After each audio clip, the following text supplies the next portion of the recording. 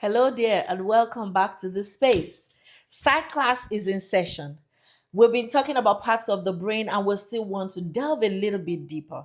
Now, remember, this does not replace your textbook or clinical aspects of your work. So, if you need help with any psychiatric issues, you should seek a provider.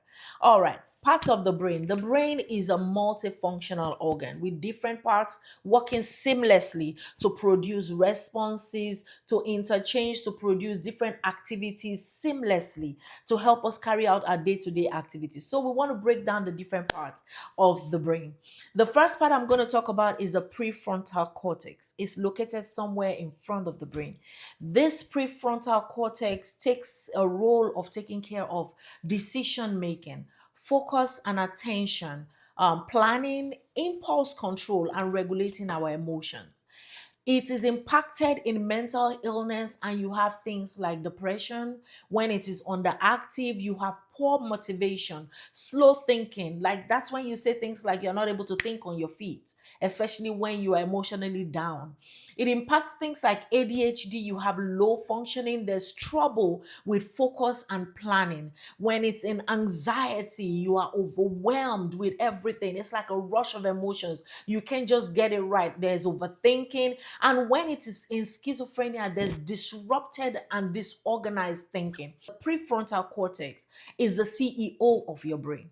So when it's tired, when it's underactive, when it's everything is feeling harder, the prefrontal cortex is affected.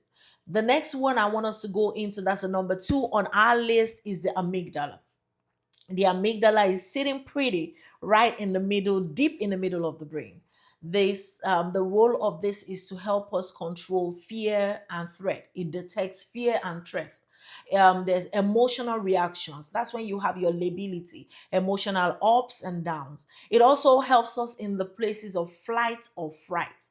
Those are the responses you get in places of anxiety. When it's affected in mental illness, like in anxiety, PTSD, it becomes overactive. Overactive means it's working excessively. That's when you have your constant fear, your panic. In depression, there's a heightened emotional pain and responses. When it's bipolar, you have the extreme and exaggerated emotional responses on both sides. That's the manic, the depression. And your amygdala can be said to be your alarm system.